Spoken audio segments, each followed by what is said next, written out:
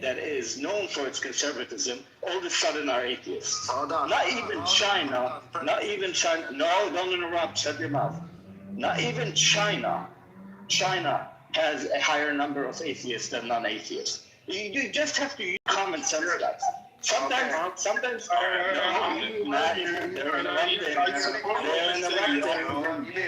they're interrupting, Matt. Ralphie and When you're done, I'm gonna answer you. When you're done. Yep. Okay. Go. Sure. You can do what you want. Sorry guys, to interrupt you guys. I'm Iranian and I cannot support you on that because I'm Iranian. I can add a lot of information. Hey, X, you gotta wait for the brother. You gotta wait, buddy. Hold on. Prince, you got 45 seconds. Let's go. Thank you. And so even when we talk about Iran, and Iran is part of the Middle East, and there was a spread of Islam 1400 years ago. Iran, as a country and as people, are not foreign to Islam. Actually, the most revered scholars in Islam, to mostly Sunnis, are Iranians or of Persian descent, right? They have contributed immensely to the religion, the Persian people. And 500 years ago, they converted from being Sunnis to being Shia. But what you have to understand is, number one, most people are actually religious, and there are some people who are religious and against the regime. That doesn't. If you believe God or believe God, you have to be pro. No, you see, Matt, you keep interrupting. I reclaim 45 seconds. No. Every time they interrupt, no. Every time they interrupt, I reclaim 45 seconds. Can I respond now? Excuse me, President, can I respond? I just want to make one point. There's 8,000. Ralphie, just let Prince finish up. Go. Can I respond now or? Thank you, Matt. Thank you. Okay, go ahead. No, I'm reclaiming 45 seconds. Can you confirm? Did you say they are religious or not religious? I gave the example of Western societies that are the most progressive societies on the planet and most secular societies on the planet. And in these countries, religiosity still reigns supreme. Look up the stats, even the UK, in Europe. Look up the stats. Most people are religious, but you want me to believe Iran, one of them, in comparison, way more conservative as a society than Western countries, happens to be mostly atheists. It's just it's antithetical to common sense and logic. You cannot, I'm Iranian, you cannot buy. Shut your mouth. I'm Iranian. You cannot talk about Iran. I am Iranian. You are a liar. I'm Iranian. I reclaim 45 seconds. I reclaim 45 seconds. I reclaim 45 seconds. This guy is talking too much, buddy. And then Ocean, you're gonna reply. Yeah, Matt, no, you can't. I have a buddy, you're finished. Matt, please mod the room with some sort of, This fucking pedophile lover, please tell him to shut the fuck up. Okay, thank you. That's the most you can say. That's the most you can say. Prince, you gotta finish up. This is not helping. Yeah, Matt, but they keep interrupting, Matt. If you cannot, you have to be a strong mod, Matt. I am a strong mod. I'm letting. No, you're letting them interrupting me, and then I have to read. Okay, next person that comes on, I don't care who you are. I'm honestly gonna kill you. Don't do it. And thank you. You don't really only have 25 seconds. I'm being serious. I'm gonna knock you out. Okay, go ahead. Yeah, exactly. And for people who are supposedly yearning to be free, you have to understand the meaning of freedom and let other people speak. Thank you very much. Don't be hypocrites. Now, when it comes to what's happening today in Iran, number one, like just to be clear, I'm not a regime supporter. I do not support the regime. I don't care what happens to it. But I hate propaganda. I hate fake news. I hate when people try to belittle me with stupid talking points just because they have been propagandized. Everything Trump has said and set out to do, and the media has said and set out to do, and everything the media has been telling you about Iran for the past few decades is a lie. I clearly see. I have eyes. I have a fucking brain of my own. I can think for myself. I see millions of fucking Iranians on the street waving the Iranian flag and waving the pictures of their supreme leader that was assassinated. That is not to say. This is a lie. I am Iranian. You cannot talk about that. I am Iranian and you cannot talk about it. Yes, I can. I'm a free man. I can talk about it. Matt, is it done or no? Because seriously, it is talking nonsense. I'm gonna mute everybody real quick. Everybody hang tight. Okay, Ocean, you're gonna reply. Yes. Listen, you can reply in my absence. I consider you beneath me. All right, thank you. All right. You can talk and I'll be back. Once again, you're a Muslim and once again, he's a Muslim and is not civilized. Be quiet. He's a Muslim and is not civilized. And he preached to a fucking prophet who was a pedophile. That's one thing. The first thing he said was, if you're not from a country or region, you cannot talk about him because you don't know shit about it. So the very first thing he did, he talked about Iranians, and he's not a fucking Iranian. So you see what's going on? And yeah, to the people who don't know, more than 50,000 mosques being closed in Iran.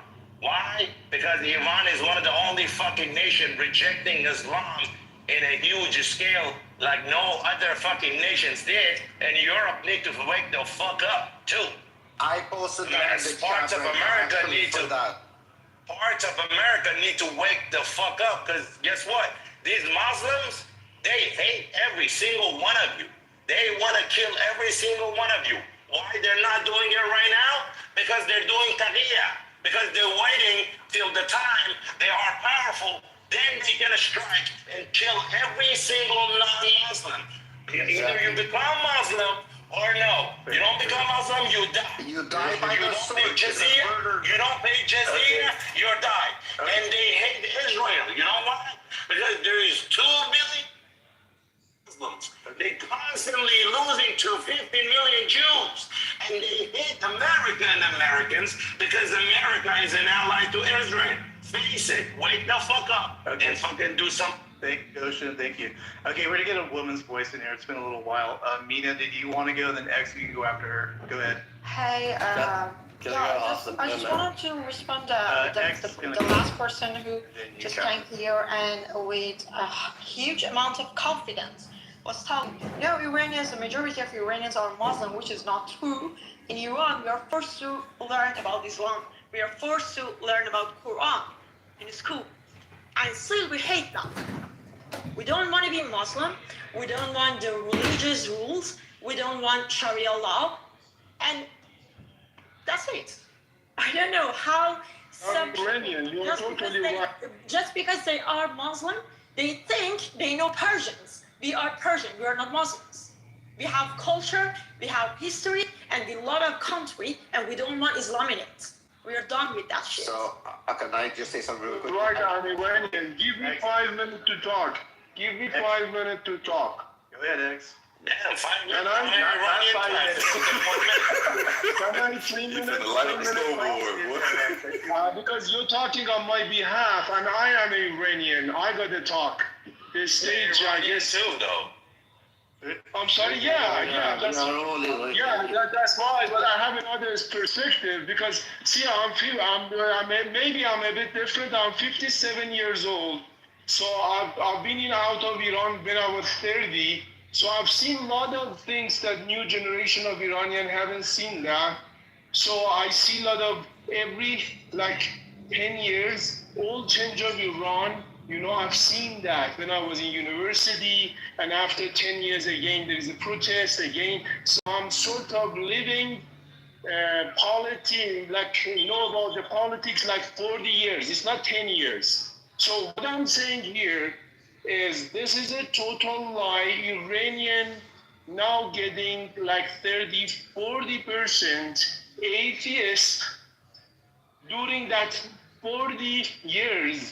I was myself started somehow religious, and I changed in 40 years. I love my friend.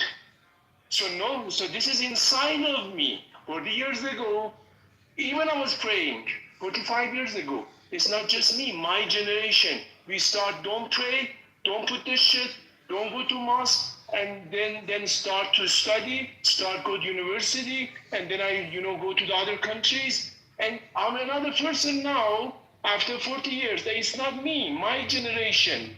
So the wake up is, in even North America, we don't have 40%, 30% atheists. Somehow Iran is ahead of the game. And why these guys, the Palestinians, are jealous? Because we don't want them bother the world. They take advantage of the world. They bully the world. And and they occupy Iran. Palestinians occupy, like this Arab culture occupied Iran, and they're now angry at us because we don't want it anymore. And then one more thing, sis.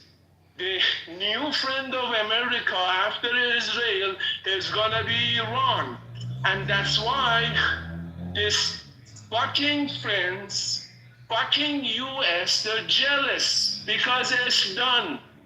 We are the next Israel supporting America, and we are two nations at the back of America and fucking these bully things. And now Europe, all Germany. Germany is 1/3 of Iran. Do you know that? France is 1/3 of Iran. Do you know that? And even our education, we are not 40 years ago. Now 50, 60% of our people, like they have Master of Science. They have, degree. So we are ahead of game. And country like UK, they don't want, they say they want to tell to America, no, don't trust Iran. I am your friend.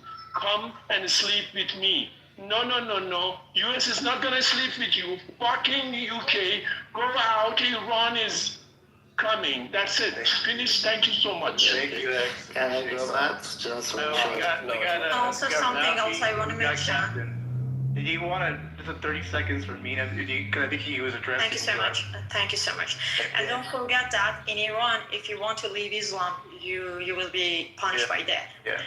And also, if a non-Muslim want to marry a Muslim girl, should convert to Islam, even though they don't believe it. Okay. So that's how the number of Muslims in Iran are high. Doesn't mean that people believe in Islam.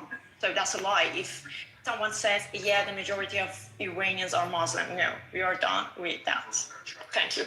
Thank you, Mina. Yeah. Okay, Rafi, you're up, and then Captain. No, I just want to say Prince came, and that just shows what kind of nonsense this was. He said something, and he ran like a bitch. Is that Prince, like the famous Prince in Clubhouse? Yes, the homosexual. Oh, God. I'm surprised they gave him that much time. Yes, that's why I got kicked out. I fucking started buzzing him already to fucking shut him the fuck up. Yeah. He's a little bitch. He's something and ran, just like his that's people a bitch. always do. Okay, Captain, you're up. Go for it. I'm gonna go after Cap. So to address you, X, I just want you to know that the rest of the Middle East, you're defending the Iranian people, the Iranian regime. You're saying this and that, but the Crown Prince, who are also Muslims in that space, in that region, view the Ayatollah and that regime as he literally says it in an interview, you can look it up, says that they are the Hitler, he is the Hitler of the Middle East and their Islamic religion. Muslims said this. There's a difference, I believe. I've met really peaceful, nice Muslims. You mean the Saudis? So that was Mohammed bin Salman who said. Yeah, the Crown Prince. The Crown Prince. There's several Crown Princes. MBS, you're saying? That's what I said. Yeah. I said Mohammed bin Salman. Yeah, him. He said the Ayatollah is the Hitler of the Middle East because all they want is their version of Muslim or Islamic ideology enforced, and they did that. They were getting closer to really making it work. That's why they made proxy groups with Hezbollah, with the Houthis, and then this is why Trump got rid of General Soleimani in his first term, because General Soleimani, if you look at it, Saudi Arabia does the same thing though. Elaborate. May I respond to you, buddy? There is no version. There is no version, this version and that version. Every version of Islam, it is not compatible with the Western world. Yeah, I mean, engrave it in your head. So they're very, like, they are. Well, I'll just put it. The one thing about Iran is that they hate the Arabs and they hate the Israelis, and so they're kind of at war with everybody. But Happy, could you add in some Christians in there too? They shot the Church of the Holy Sepulchre. yeah, who said that? Sure, but I mean, the Just reality don't forget is, that. But these Holy Church. Mm-hmm. But these so-called peaceful Arabs that you get in the Arab Gulf, a lot of these fuckers That's Persian Gulf. They fund terrorism, including in Africa, where they fucking slaughter, tons of Christians. Iran does that. Iran does that. No, it's no. No, Iran doesn't do that. It's the Arabs that do it. Yeah, it's the Gulf you say states, Arabs, Qatar, Saudi Arabia, Turkey even. They fund all these Takfiri, Salafi jihadist groups. And So you're against the whole? So you're against all of them? I'm against all of them that are going to push for terrorism where innocent people get killed. If you ask Pepe, he's against everybody but white people. That's a stupid argument. I mean, I don't advocate for the killing of non-white people or terrorizing people. However, these fucking people do advocate and fund and support and spread the ideology that ends up in the killing of people that are different from them. So there's no question about that. Well, Hey, so can I ask a quick question real quick? Because I need some education. Because I don't know. So going back to the question or the statement that was being responded to about the religion of Iran. So because I didn't know, I Googled it, and Google told me that they're 12 Shiites. Say it again. They're 12 Shiites. I don't even know what that means. Shia Islam. they're Shia Muslim. Like Iran's like the homeland of the Shia. That's right. Then you have the Sunnis, the Arabs, and they despise each other for religious reasons, and they also fight over. The real rift there is actually ethnic. I mean, nobody wants to admit it, but that is the truth. Okay, So and one last thing. These are Muslim sects, right? One last thing. It said that the information came from the government. Like specifically says, according to the Iranian government. So I take it that this is the regime that's Propaganda, yeah. okay. All right. Cool. Okay. Yeah, Okay. yeah. Go ahead. I don't know if you know this, if anybody brought it up, but MBS, he was one of the crown princes of Saudi Arabia. He was also urging Trump to invade Iran. Like it's a whole regional thing. They need it. But their official statement, Pepe, out of their foreign ministry was they were not pushing for regime change. Oh, God, sure. Yeah, I mean, I can send it to you if you want to see it or hear it. Oh, no, I believe They absolutely see them as an enemy. That was their statement, but they were not promoting the regime change. Their fear was what would come in the vacuum after the regime fell. But they certainly have stated over and over they see it as an enemy. Having a weak Islamic regime in Iran is what benefits them most. I mean, Saudi Arabia, Qatar, and those countries. That's what they're looking for. Well, not exactly, because they're trying to get rid of the crazy clerics that sit in caves in their own country. They're trying to clean up their own country of the Muslim extremists. And they're very, very clear about that. So the fear was who would come in the place of the regime. But that particular regime also promotes the problems that they have within their own country of the anti the kingdom and against the kingdom of Saud, and the people that have been trying to dethrone the kingdom of Saud have been supported by that regime, if that makes sense. Why does Qatar seem to harbor a lot more of the I guess you could say terrorists, and also have the people that will fund like Boko Haram and the ISIS in Africa?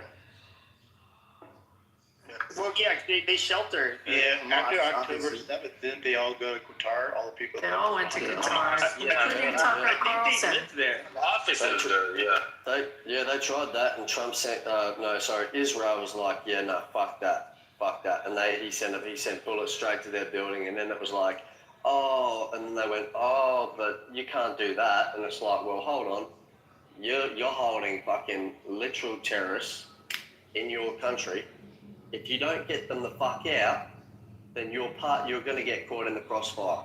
And now, all of a sudden... They didn't make that threat. What are you talking about? They did like a precision strike that just killed them. Yeah. I know. Yeah, exactly. That's what I'm saying, bro. That's what I'm saying. Because the Hamas officials hit in Qatar thinking they were safe. But when Israel sent the direct thing, like you just said, to target those Hamas officials, the world was like, whoa, now you can't be interfering with Qatar, now you're attacking Qatar. No. They were never attacking Qatar itself. They were attacking the extremism that whoever the fuck let in there, or they're trying to hide there, they were going after them. Okay. Qatar... There are ideological extremists in America. Does that give other countries the green light to come in and carpet bomb us? They can't, because America is the strongest country on earth. Exactly. Didn't Congress fund? What are you even talking about? Yeah, exactly. That gets shot down. You think they really wouldn't if they It's a could? hypothetical, man. Well, it's not hypothetical. That it got dealt with when 9/11 happened, man. You saw fucking the US react immediately. So if anyone was to do that in the US in your country, they better expect. What did we do? consequences. We went to a largely lawless, sparsely populated country that was stuck in the Stone Age and invaded it. Yeah. But that's. So did we? You know what we didn't do is really do anything to Saudi Arabia. I mean, Saudi Arabia was throwing a fit with what was it, like a decade ago, when we were going to, or the U.S. was going to release the files related to, Saudi Arabia's involvement in the 9/11 attack. I don't necessarily believe Saudi Arabia had anything to do with that. No, you had people that, they had, believe it, intelligence officials. I don't think they were working on behalf of the state, but they, people involved that they don't really want the American public to know. Yeah, but that's different than the state sanctioned. I think that's what you're saying. Yeah, and I agree didn't with say you. that. There were probably people in positions within the family, I don't know, in the family or within the government, but that they, and if they knew who they were, they probably have gone to Chop Square by now and aren't around. But in terms of the state sanction, they have, great, I'm going to use the word humility about it now, and have really, tried to redeem the taint that came from it, and changed many things within their own country, including, what they teach, their textbooks. I mean, just generally trying to create a tolerance there and move away from that taint. Yeah, I didn't think. Doesn't absolve the people. I agree with you, but my guess is if they found them, they're not around anymore. Wait, so at that time, do we believe every? I'm trying to be as inclusive to humanity as possible. I'm speaking from that perspective, but do we believe every Muslim on the world wants chance death to America? No, nobody would say that. I do think that, especially depending on the country, I don't think, I'm not convinced that you can have a large Muslim population without a good chunk, a good minority of them being extremist and very intolerant. Because I think the intolerance comes, hold on, I think the intolerance is a part of their religion. I'm just being honest. And I do think that a lot of people will kind of, they can't really check those extremists, and so they're kind of dangerous to live around. Well, I understand, but the thing is, it's always been such a religious war for thousands of years. So it's not going to ever be a matter of will it go away, because it will never go away. The thing is, the best way is how do we manage it, and I think Trump right now with what he's doing, if they were to reinstall, hopefully, the Shah with their democratic ideology, at least we'd have some sort of progress in the Middle East. where, like you said, there's always going to be the people that pop up, and you're never going to convince them otherwise that based on the holy wars that they feel superior in one sense over the other. Captain, real quick, Trump is not engaged in any kind of religious war, right? No, I know that. I just want to double check. Does anybody disagree with that? Well, certainly the people advising him think they are. Okay. Yeah, I would say there are. Israel believes so. Well, Israel would there's say not just them. No, they There wouldn't. There's Christian Zionists that they're kind of zealots in their own way. They're not. I don't know. Our Secretary of War, he's a Zionist. Yes, zealot, he's such a cringe piece of shit. Yeah, to but be you know, honest. it's funny. Where is separation of church and state when it comes to this? But No, that's not. no. But who are you speaking for? Like official position of our country or official position of Secretary. the Israeli government? No one is talking about a religious war. They're talking about getting rid of a threat, So why- an why do existential you call it threat conflict? that if you have of the 14 countries that got attacked, if you had a nuclear warhead on top of all those missiles that they shot into the UAE and into Oman and into the kingdom and into Jordan and into Israel and to let's see all the nations that got hit with these missiles, the thought that they would have had nuclear warheads on them, that's why we're in there. I get it, And but if you lose sight of that and you think you can try to turn it to whatever you want, but that's not what this is. This is getting rid of the nuclear capability of a mad regime, of a dangerous. And if you haven't figured out how dangerous they are, just look at who they shot at and imagine if those missiles were different missiles and if they had nuclear capability. And where we would be right now. Yeah, we wouldn't want them to have nuclear. Well, then why do you think we're any there? kind of nukes. All I'm saying is, Oh, Jesus Christ. that regime is literally, they are religious fanatics. So you can't take away the fact that religion is a part of that. They may be, but that's not why we're there. No, I agree with you on that. Yeah, sure. Well, if you're asking why I think we're there, it's not related to nukes. No, I think it's a small circle around. Definitely related to nukes, bro. No, not at all. I think that definitely got something to do with it. No, I mean our own intelligence officials said they were not close to having. Who said it, Pepe? Who said it? So that was what came. Who said that they were close to it and then recanted his words when he. He's right though. The Pentagon did contradict what the Trump administration. Yes. So that was the whole. So what came out was that the Joint Chiefs of Staff, the intelligence officials that briefed with them, and even today when Tulsi Gabbard, Tulsi. It's Gabbard, we got it. Yeah, Tulsi Gabbard. When she was in front, was it Congress today or Senate? I forget, but she admitted we didn't have intelligence that they're close. Well, to she having- didn't admit that. She didn't answer a question. She didn't admit anything. You're incorrect. Sure, but She did not admit it, so don't couch it because she specifically did not. Pepe, the Ayatollah is on record saying that their intentions were. We know what the fuck the Ayatollah are about. Nobody's saying they're good people. What did the Ayatollah say, Captain? He was literally saying, when asked specifically about nuclear ambitions, he said, "It's none of their business what we're doing." Like, It's true, but he did initiate a fatwa against the possession of nuclear weapons. Does that not account? Does that not mean anything? He did a what? A fatwa. He declared that nuclear Religious weapons. war. No, that's the jihad. But fatwa is a declaration, and he declared that nuclear weapons is haram. They also have taqiyya. So, yeah, exactly. They also have taqiyya. Yeah. So I don't think. Yeah, so I don't think it had anything to do with them having the ability to send an ICBM or getting close to having nukes. I do think that this was. Come on, Pepe, bro. No, this is fucking garbage, dude. I mean, we saw who was for the get Khomeini. It was all of Israel's little fucking puppet, United States.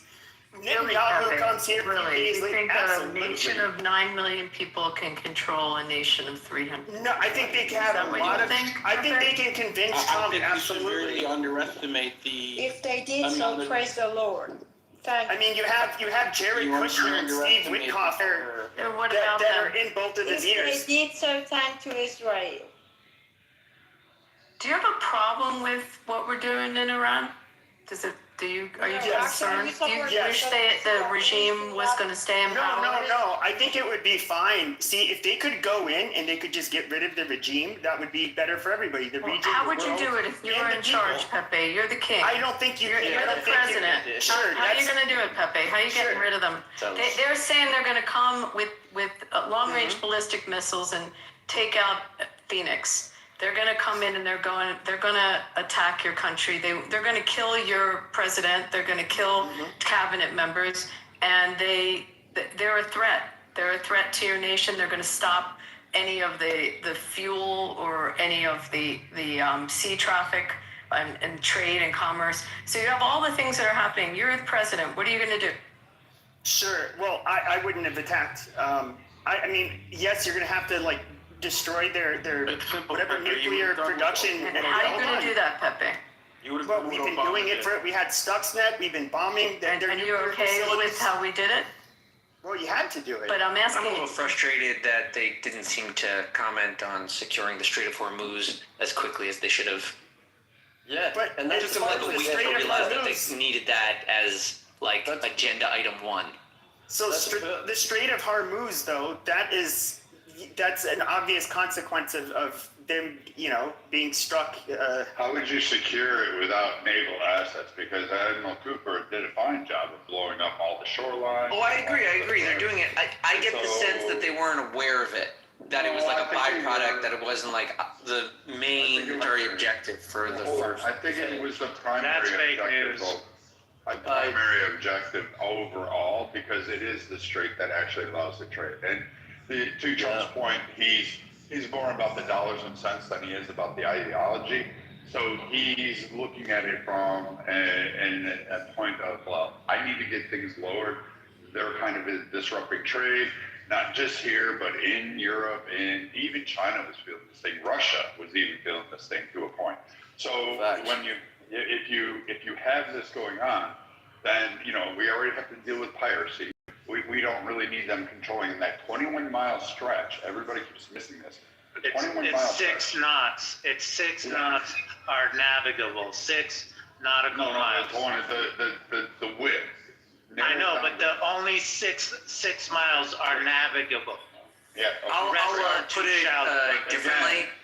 It does seem to me that a lot of the actions are being taken to secure the strait. To whatever degree they are focusing on it, I think that's good strategy, and to whatever degree they ignored it, I think that's bad. But I don't know Admiral what they Cooper's will. already secured that strait for the most part. Like the Iranian Navy is out. They may have some missiles they can launch there, some C-9s from some fishing craft. That's about the extent of what they have. So he's already done it. Admiral Cooper, if you haven't paid attention, he's the one running that theater right now. Fucking bang up job for an admiral. I'm really impressed. I'd have followed him anywhere. He's been controlling that area, and he's kind of waiting for the response from Iran, because he knows the minute that they have shipping coming through, Iran's going to do something. And some group is going to do something, and they're just waiting for them to pop their heads out so they can do whack-a-mole. And now we're in the whack-a-mole phase of that strike. Right. Exactly. Well, I wanted to say something. And here it is. To Pepe's question. Pepe. Hold on. I You see. saw That's what why they're trying to do. the answer there. That's it. Okay, hold on. Pepe, you saw exactly how they're trying to extort the world through. No one's coming through the Strait of Hormuz. Yeah, sure. Same thing if I was attacked. What the fuck else are they going to do? They don't have an air force that can go straight back. What can they do? Fuck, man. For a country that checked to America, debt to Israel. This has nothing to do with ideology. It has to do with tactics. Like, what tactics can they utilize? Obviously, the Strait of Hormuz is a big one. I mean, bro. So what I'm that's their saying, one ace what in I'm the saying hole. to you, they're trying to extort the world through that Strait of Hormuz. that's what they have to do. If you look at it as a tactician, not through ideology or morality, what can you do? what they're doing is literally the one card they have up their sleeve, and they can continue to try to send their little shitty fucking rockets. Just beyond that, they can't do anything. Right, now imagine if they had ballistic fucking missiles or nukes. So imagine, yeah, we can imagine that they had, the biggest fucking megaton atomic bomb too. So fucking what? What do you mean? It's a hypothetical. It wasn't hypothetical. Yes, it is hypothetical. And here's the point, though. When it comes to Israel, hold on a second. When it comes to Israel, so we get Marco Rubio. What does he say? Israel said they were going to bomb. We have to respond. Speaker Mike Johnson says pretty much exact same thing. Trump ends up saying the same thing. The next day he goes, "Oh, actually, no. I think I ended up, No, that's not what they said. Pepe, hold on. Yes, it absolutely is. And the problem is, no, Pepe. You said Hold on a second. You said it was hypothetical, but the one thing that you cannot fucking prove without one reasonable doubt is what they fucking don't have. You come in here like you know all the facts, like you're sitting here with some sort of security and intelligence that nobody else has. And I'm going to tell you something. Do you believe that other people have shit we don't know about? Then fucking stop saying that you know. Okay, then here's what you need to do, you fucking dumbass. They literally, the Joint Chiefs of Staff. Okay, there's a whole fucking New York Times article, Washington Post article. You have the actual fucking experts. We're not gonna get into a yelling match and act like a bunch of fucking kids. Hold on. Y'all don't need to be moving him down like that. Yeah, you guys can't be doing that. Now we got both of you guys down. All right, we can't be doing that.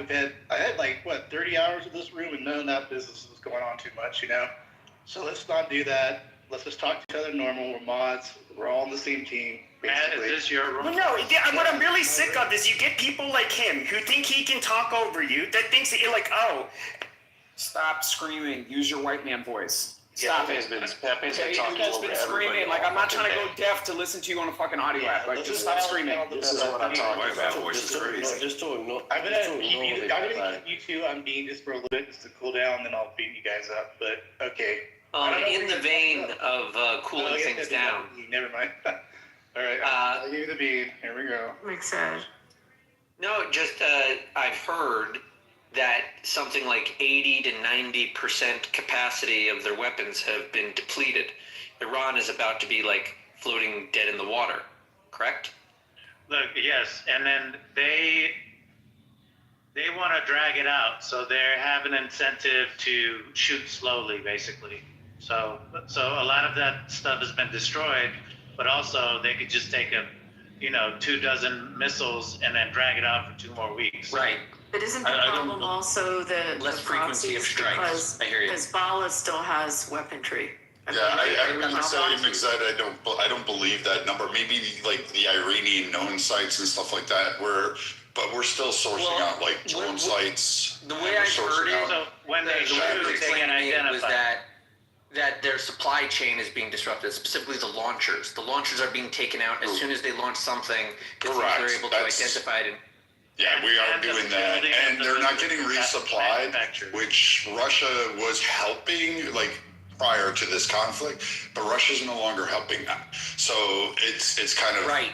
Look, it's eye-opening to see that Iran's alone, and not even North Korea is making any kind of suggestion because they just realize between Venezuela and Iran, fuck this, I'm not involved in this. Right. Can I chime in real quick? That's a smart move. Maybe that's, just outside looking in, when you see the A-10s come in, that's a big transitional pivot, at least in the operational mind.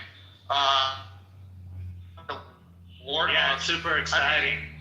Those are the Warthogs, yeah. I don't know. Is he going in and out for anybody or no? Yeah, I think I can't hear him either. I think Steph, we got you. We can't hear you right now. Oh, thank you. My apologies. Hauling cattle right now. But anyways, the Warthog's going to be a good the transition of the Warthogs. Oh, do appreciate it. Got 44 feeders on right now. But that's something you guys got to really look at, especially the transition of the operation. A-10s, that's a big impact, especially on soft targets and even on more focus point targets. And where you can really coordinate with with it, especially when their operational capacity on lower strafing passes. So that's just, in my opinion, it's a good promising sign when you see warthogs coming in, because it's really the operation's really transparent coming in. Look, let me comment on this. This is the second time we've heard the whole Mark Rubio thing, and we mentioned this earlier. Mark Rubio said that they are taking his words out of context. So fuck the New York Times, fuck the Washington Post. Mark Rubio said, the moment that we attacked was because we knew Israel was gonna, and that would have launched the war. He didn't say this whole war is because of Israel. What he was the moment at which we chose to attack. Okay, the intelligence, if they didn't want to go, the intelligence, this is also according to the news and to CENTCOM and to Israel, was from the CIA. They were waiting for the Ayatollah to come out of his, basically getting an opportunity to hit him the best place, easiest place that they could. They got intelligence that he was going to come on top of the ground and have a meeting with several people, and they took that opportunity. So knowing that Israel was going to hit him then, and that was going to launch the war, they came in and they did it at that time. That's what Rubio was talking about. So you're going to blame it on Israel, blame it on like Israel in a different way. So we let Israel dictate our action, is what you're saying. No, this was the timing. That's the timing. It didn't dictate. It was the timing. Don't use the word dictate, because dictate is an incorrect term. No, and it's disingenuous. Right. No one dictated to the U.S. to do anything. The U.S. made a tactical decision. No, it is not. That's not You're absolutely twisting it to make it seem that there is an undue pressure that it doesn't exist. The U.S. made a tactical decision based on what was happening in that region. That was our decision to make. No other country dictated our decision. And if we do something because of what they're going to do, we could have told them no. We're not going to. And they're a sovereign nation. They can do what they want. If they felt an existential threat because they knew that they had reached threshold capacity, then they had a right to do that. They're in the region. They're in the neighborhood. They gotta live there. That's what people are pissed about. That's the whole point. And who's pissed? Who's pissed? Who's pissed? Who's pissed? What? Who's pissed? A lot of us on the right are pissed. A lot of us are pissed. Yeah, really? What are you pissed about? What are you pissed about? He got us involved in a foreign entanglement.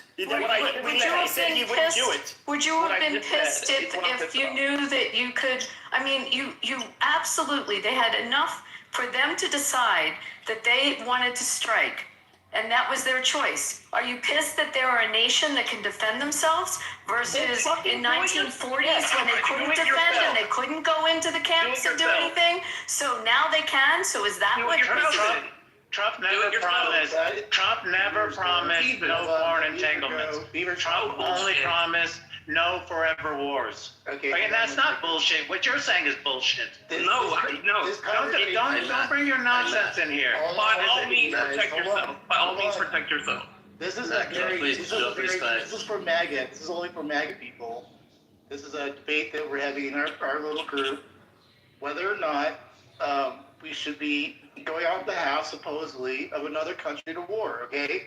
It's a fair question to ask, and I want to hear this discussion back and forth between Abby and Beaver. She feels that that's not the case, and Beaver feels that that is the case.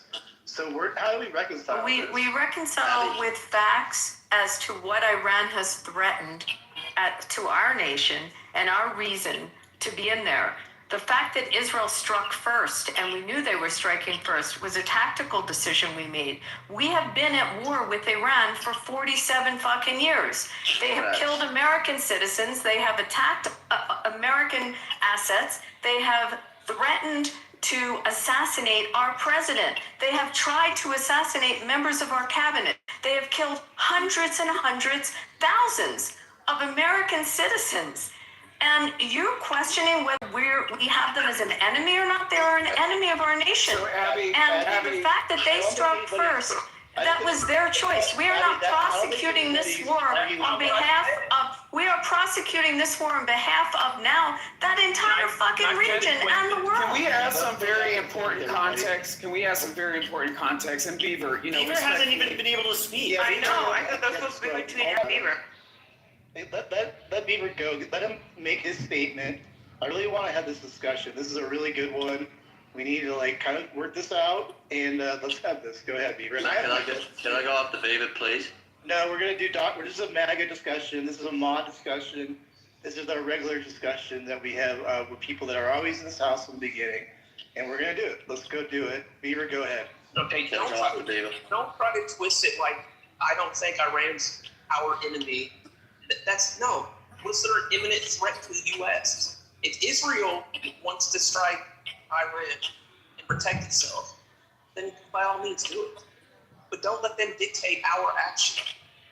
That's what I'm saying. And there's all these, and then they're saying, Rubio saying one thing, Trump saying another, Tulsi saying another, and then people are like, what the fuck's going on here? It doesn't look like it totally optically looks like we were manipulated into doing this, pressured into doing it. Trump didn't want to do it, but now he did it, and now he's got to stick to his guns like he always does.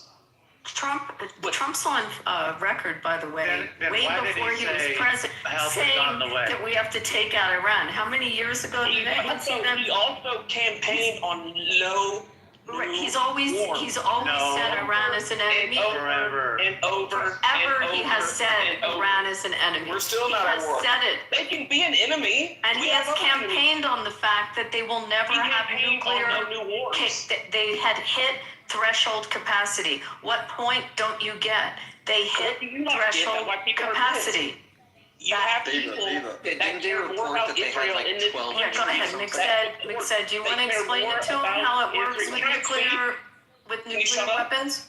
Can I speak? I'd love to. Beaver, I've got something that would. No, I wasn't done speaking. No one dictated. Your word is disingenuous. There's no dictation. Jesus. Go ahead, Beaver. Okay, nobody in here has seen any of the intelligence. Obviously, we're only going off of what's being reported. Okay, it looks to me like Pepe's been saying. It optically, it looks like we have been drug into this and done it on the behest of Israel.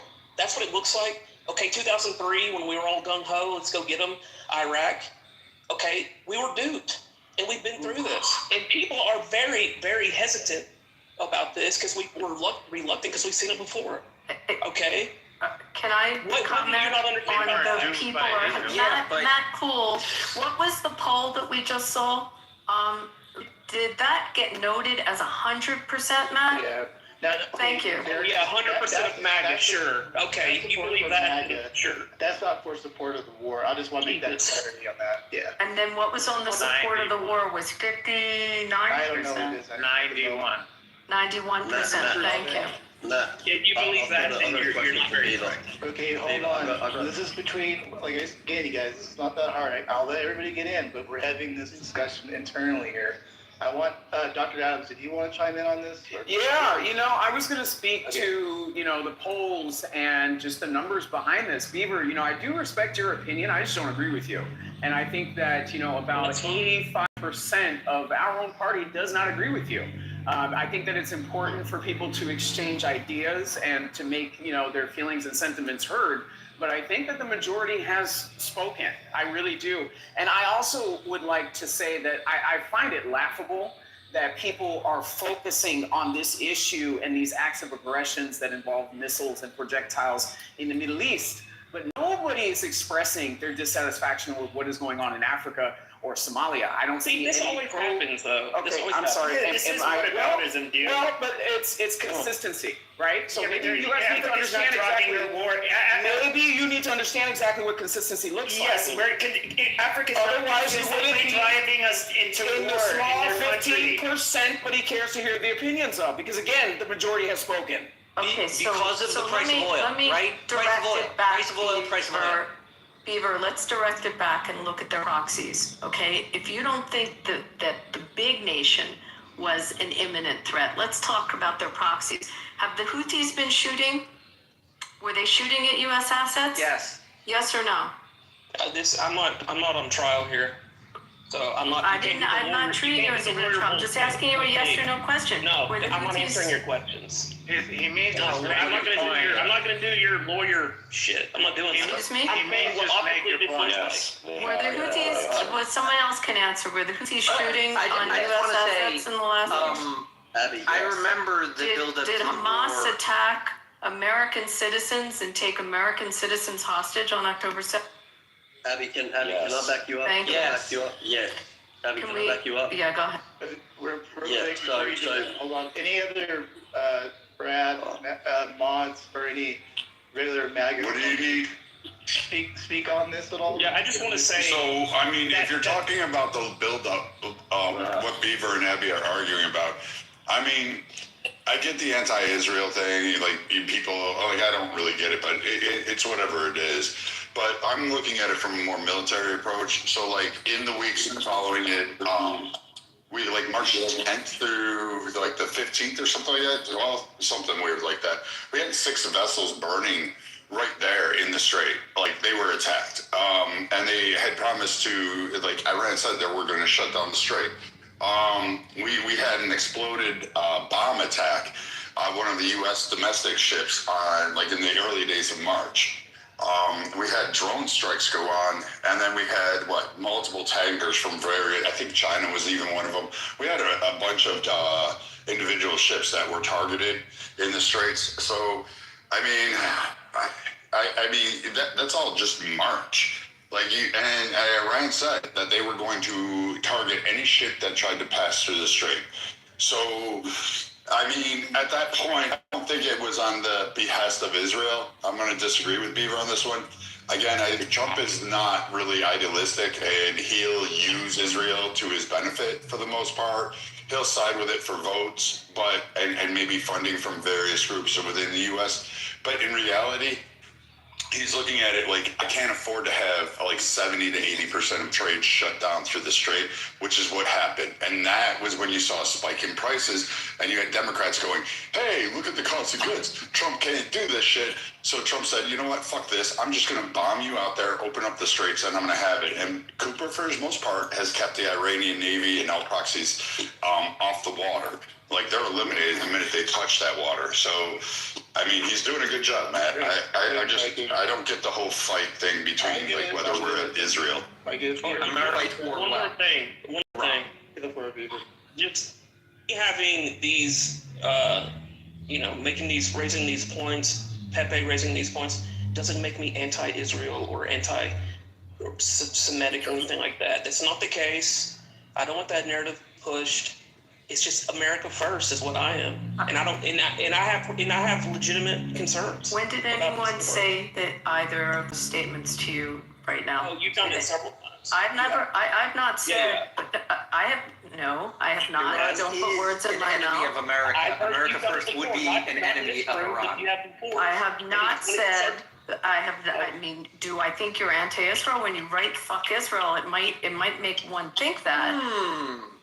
That it might. Yes. However, right this is an ally of the United States. Israel, when it comes to America, if this happened with the UK, would we, or this happened with another ally, Japan? What would we do? What would we do? Abby, can I back you up? Beaver. No, can I talk? Can I speak? Talking. No, you keep interrupting. I'll just keep jumping in.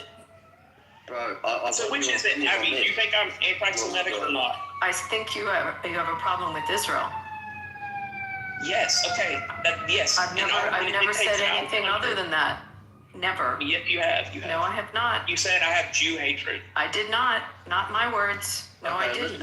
Other people may have said that, but I have not. I don't believe Beaver said that. But Beaver, I got a question for you, because you was talking about Marco Rubio on record. This is him back in 2015. I would love to hear your opinion on this. And Pepe, if he from something from 2015. Check this out. Listen. I do want to be recorded for history's purposes, before I know what was going to happen in regards to this if it goes through. Iran will immediately use the money that it's receiving in sanctions relief to begin to build up its conventional capabilities.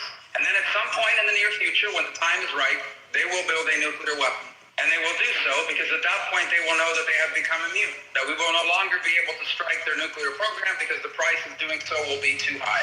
This is not just a work of imagination. It exists in the world today. It's called North Korea, where a lunatic possesses dozens of nuclear weapons and a long-range rocket that can already reach the United States. And we cannot do anything about it. An attack on North Korea today would result in an attack on Tokyo, or Seoul, or Guam, or Hawaii, or California. And so the world must now live with a lunatic in possession of nuclear weapons. And this is the goal Iran has as well, to reach a point where they become immune to any sort of credible military threat because the price of a military strike would be too high. Isn't that wild? Because we could have shown you that video and said that that is what Rubio said yesterday in explaining why we did it. But 11 years ago, he was explaining that there is a threshold you get to.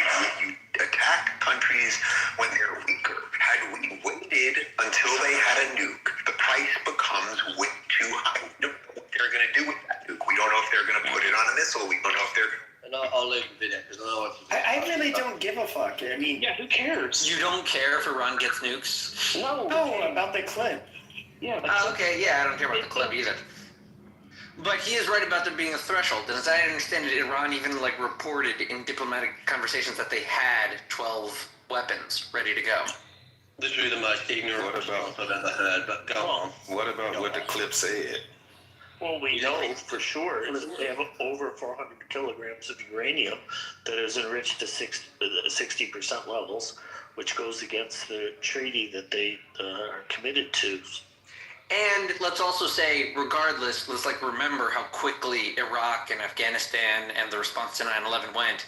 Yes, Trump is in office, the Republicans have power, and they're acting on the intelligence they have. We can't really stop exactly the war effort, and it's going to finish. Iran's going down. What was the intelligence? That's the thing. Is that I posted a few articles. There is nothing. There showed no evidence that they were preparing any kind of strike, preparing any kind of fucking weapon. The 60% enrichment is the intelligence. We know that. This happened by accident with the switch of No, we know they were obviously trying to make. Yeah, they were obviously trying to make a fucking nuclear weapon. Nobody denies that.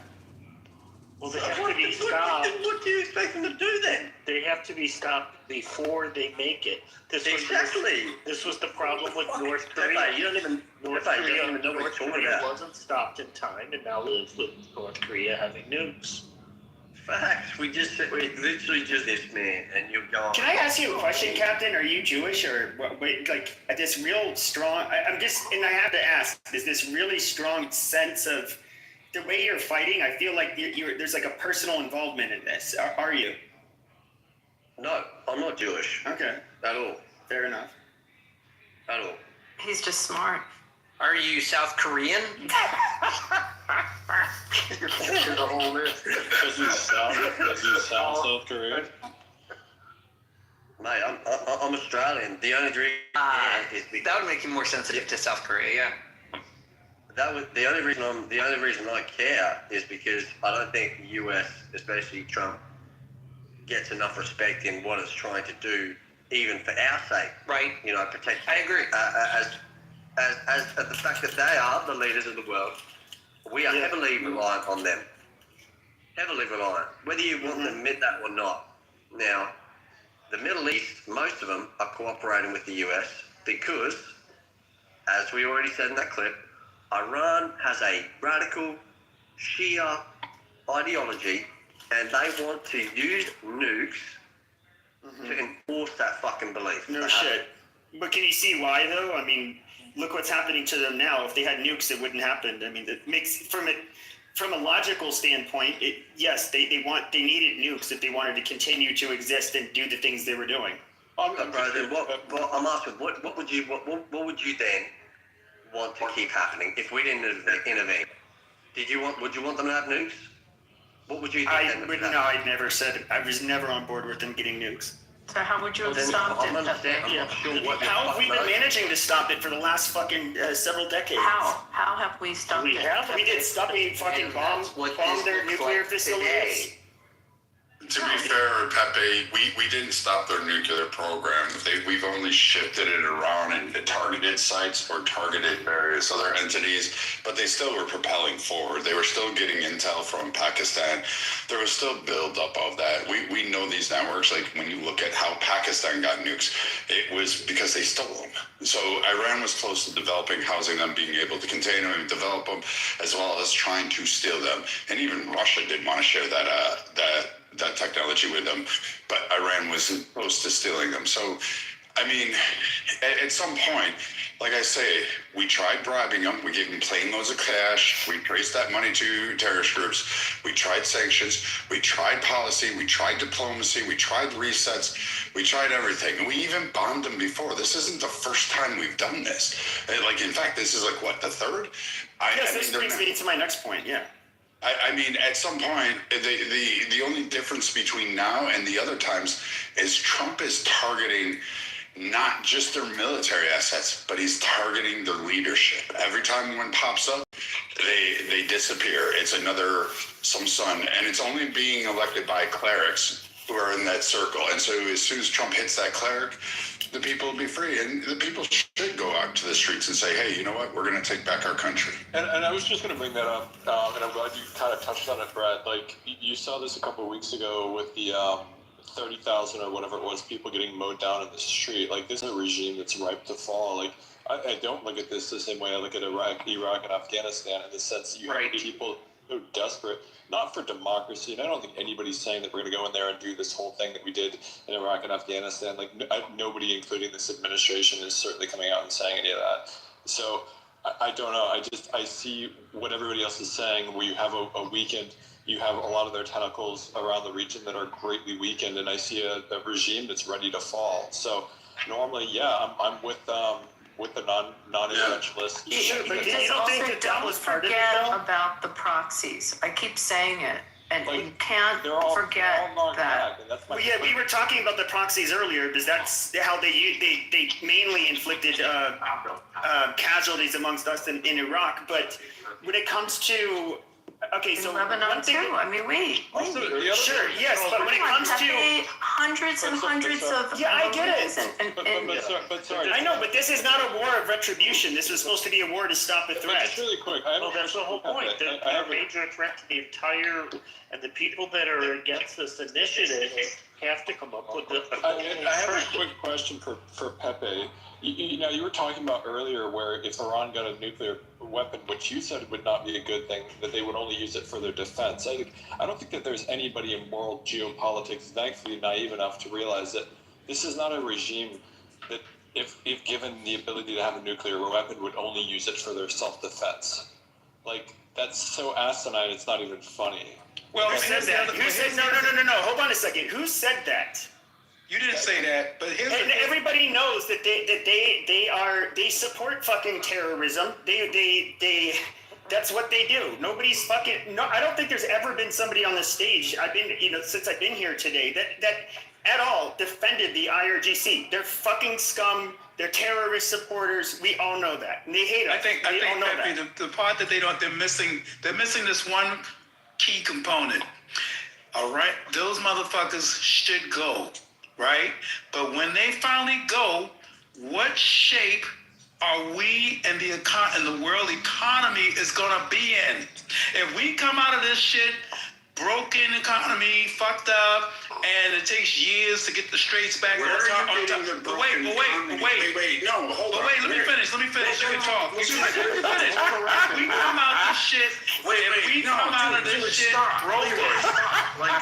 What the fuck? If we come out of this shit, if they don't stop, even if we stop. If we stop, they still continue to attack. If Iran go down, it's gonna break the world. If we stop, and they can. Okay, stop. When I ask you to stop.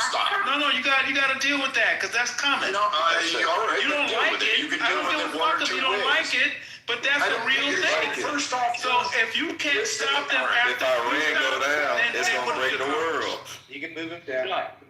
Collaborate and listen. So I don't move them down or anything. I just like the pontification repeating over is just redundant. Well, we all talking here. What the fuck? So stop. Just stop for a moment. No, I'm not gonna stop because you can't stop. So we all talking. No, now you can stop. All right, I gave you 3 times. So here's the thing. The idea, you can come back up. I'm not like banning them from, like I'm not trying to be a mod, but I'm like someone did that to me, so now I'm gonna play mod. You said, what are we gonna do if the world goes to shit, the economy collapses? First and foremost, the economy is not going to collapse. The world is not going to collapse. Iran was not supplying the Western world, pretty much the majority of the world, with oil. It wasn't doing that. In fact, it was kind of restricted on it, and they had to do it through the black market, or they had to bypass some of the sanctions, sell to Korea, Russia, China. Like, and China, what were they taking, 13%? So Iran wasn't even living up to its full potential of production or capabilities. The fact that you somehow think we're going to go into an economic collapse off of this is absurd. It's fear-mongering, and it's retarded. Also, so now you can come out. Okay, I appreciate it. So listen. My point, I'm gonna make the point very succinct. If you're not able to stop them from firing missiles at ships that travels through the straits, we didn't win anything. That's the only point I'm making. If you can't stop their actions after we say we're done, and they're still firing on ships, then what did we win? Who's firing on the ships? Who's firing on the ships? Them? Well, or you their know, proxies? of course, the Leroy, ships are being... Leroy, is that your name? Their proxies or them? And if we take out the launchers, which is the ability for them to launch those missiles, if we're taking out I don't know, Brad probably knows the percentage of the launchers that we've annihilated, and a lot of them are hidden underground, so they're not so easy to find. Then their ability to launch those missiles and what they have in their stockade is limited. However, the proxies have missiles. So you then have to look at, have you disabled the Houthis and their ability? Because those are the ones that have been shooting at our ships over the last few years. Okay, Abby. So Abby, you're right there where I want you to be. When that happens, when you can stop all of that, then you can talk to me about what did we gain. Okay, until great. Okay, great. Okay. No, but until that's what we're talking about for me. Okay, good. We got it. You're saying the same thing. You have to wait to withhold criticism. How can you criticize something and say, oh, well, it's not finished yet? Well, nobody has stopped. It's not over. But I heard the biggest problem they're having right now is they've been basically effectively able to avoid getting their rockets. Somebody's feedback is horrible. I guess Tor, or I don't know. But it's that I don't. If I recall, we're not even really hitting their rockets, apparently they do have cruise missiles that will pack a much larger punch that they've largely not fired. Pepe, may I say something to a comment in the chat, Pepe? Did you see the comment in the chat from Othello that Iran has never attacked anyone unprovoked? Where were you 47 years ago when our hostages were taken out of the U.S. Embassy? Don't fall for it. They do it all the time. They don't fall for that. If the people or missiles. That happened. I'm sorry. Well, he's Palestinian. You guys know that, right? Othello's Palestinian? Yes. Yes. No, I thought he's a black. No, he's a black American. He's Palestinian. I have his voice. Wow. No, I'm pretty sure he's a black American. His ancestors are from. He's not like listen. He used to have the fucking PTR on here all the time. Whatever he is. I understand, but whatever he is. I'll send it to you, Pepe. I'll send it to you. I have his voice. He was talking about it. He probably should have not said it. He just say it. Okay, I've known him for a lot American longer. Hold on a second. Hold on a second. Sarah. American Palestinian. Sarah, before all of this stuff with Iran, okay, we used to talk about black and white issues a lot. I've known him way before this. Maybe he's Palestinian black. I don't know. The most important thing is he's wrong. Thank you.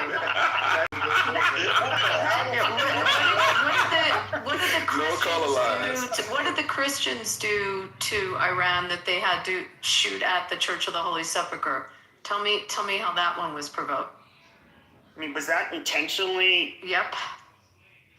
I don't know. By the way, they just killed 4 Palestinian women. They just shot into a Palestinian village in the West Bank. I'm sure the West Bank settlers are they shot at a Palestinian area. That's 40 or 100,000. They're involved over almost the entire Middle East, and it's nonsensical to suggest that they're not aggressors and disruptors in the entire region. We all agree. Before you came in, I was basically saying I acknowledge all that. They hate pretty much everybody around them. Right. So anybody that's against these efforts has to come up with a credible alternative. Because it's just silly to say, well, I'm against the world. Fine. What do you do about Iran? At some point, something has to be done. If it's not done today, it's going to be done in a month. It's going to be done in 2 months. So it's just a question of when. I thought you were against it, Euro. No, I mean this is my impression. I'm just really sick of trying to be polite about it. I feel like this is something Israel really wanted. Okay, they've been wanting it for a long time. Okay, we can look at who Trump surrounds himself with. We can look at who his large donors were, and of course he's not to mention it. He's obviously has some. He's a Zionist himself, but this primarily helps Israel because they obviously are a real threat to Israel. All those things are irrelevant. Iran is a threat, and we cannot allow Iran to develop a nuclear weapon. So regardless of all these according to Pepe, bro, it's only the Jews, bro. It's only the fucking Jews, according to Pepe. Everything else, foreign policy, geopolitics, global politics. All that matter, bro. It's only the Jews, according to Pepe. Sure. I don't think that's what Pepe's saying. I'm not going to speak for Pepe, but for the past 2 fucking weeks. Trust me, it's the Jews to him. Pepe, could I jump in? Yeah, sure. Yeah, go ahead, Mom. Thank you. I appreciate it. So this is what I think. This is what I've come and sort of like whittled down. What's really happening is half the country considers an imminent threat this way. Who's doing that? Thank you. I just muted. Oh, thank you so much. I love you. And other people, we're defining what an imminent threat is differently, really, right? I think that we can agree that Iran was doing what they were doing, right? We can agree that that was a threat. We can agree that Iran is a threat. But where we start to diverge is one, did it meet the criteria of an imminent threat? Because that's what we were communicated to. I mean, I honestly, personally, would even feel differently if it was communicated differently to us. But the reason that we are saying that it's Israel that dragged us into this is because, well, one, we know that Israel tried to do this a year before, not even a full year before, 8 months earlier, right? In June of 2025, they tried to go out there. They tried to do this, the 3 points. Somebody I'm sure can bring it up. Get rid of the nukes, destroy the nukes, change the regime, and get rid of the missiles, right? I think it was those 3 points. Those were the goals. That failed. That operation failed, okay? U.S. entered day 10. It was 12 days. It flopped.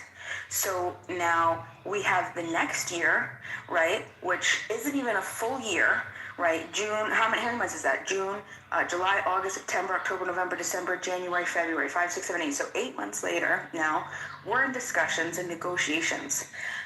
Iran and us, we are talking, and it was in Geneva, we were in Geneva, we were having negotiations, and we were making progress. I don't say we were making progress. I say they were making progress according to the mediators there. The mediators determined that they were making progress.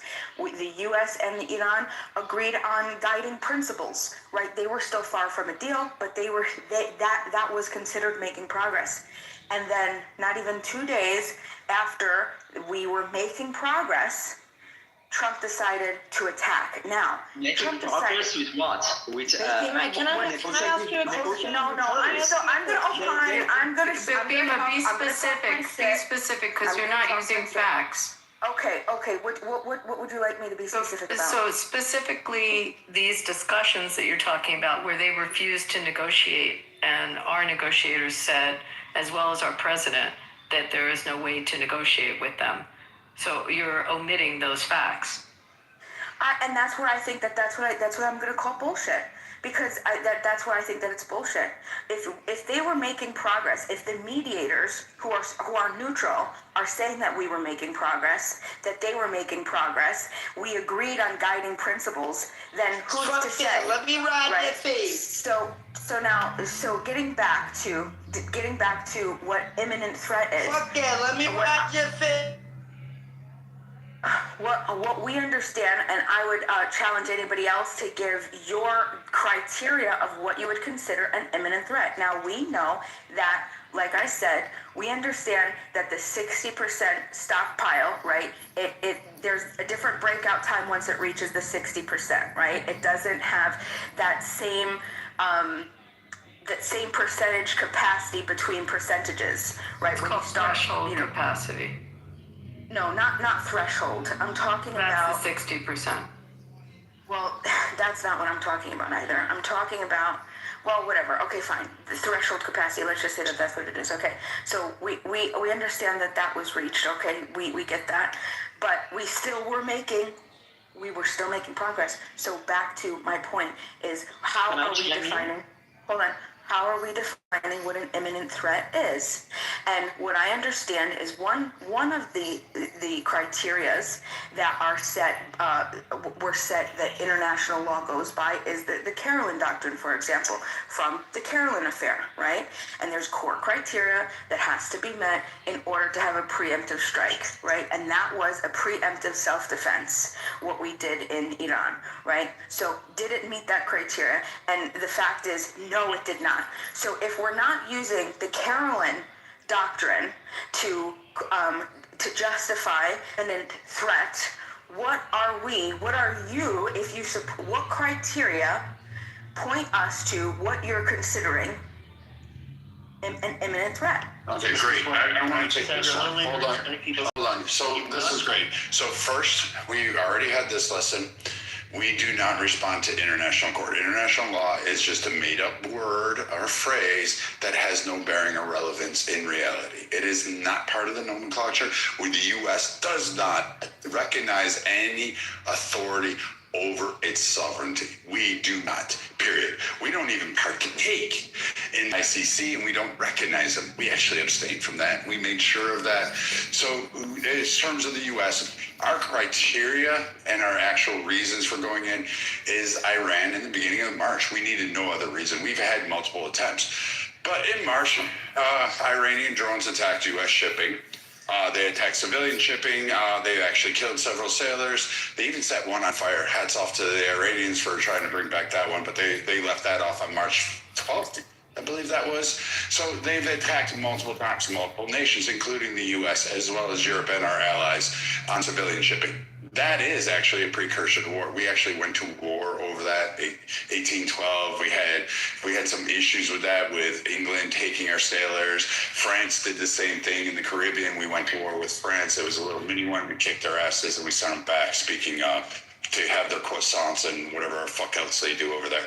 And then, fast forward, they actually killed 241 Marines in Beirut. They participated in that. They kidnapped multiple American hostages throughout the 49 years. They also attacked U.S. ships. We did a retaliatory response in the 80s. They also bombed multiple other people in those groups. So, I mean, at the end of the day, the latest action was that I was kind of pissed off is that they kidnapped 7 U.S. sailors, put them on their knees, and made a video for the whole world to watch while they were on their knees holding weapons at it. Again, that's a direct violation and open to war in our nation, so we can actually go ahead and do that. Also, they attacked U.S. embassies and helped funded that. We can trace that money back from the plane. They kind of enjoyed doing that, and they supported terrorist attacks on U.S. interests and allies throughout the world. This is why, again, I'll say this for the 3rd, 5th, 10th time, Russia and China are kind of on board because they said, guess what? Iran attacked their ships. Iran also had some connection with the attack on Moscow, which killed 100 people. So Russia is not even on their side fully. So everybody's kind of sitting back going, yeah, we'd like to have interest with Iran. We just wish they'd stop acting like asshats and funding groups that want to commit terror around the globe. And that's not to mention that 20,000, 25,000, 60,000 different terror attacks that they've helped funded throughout the global world.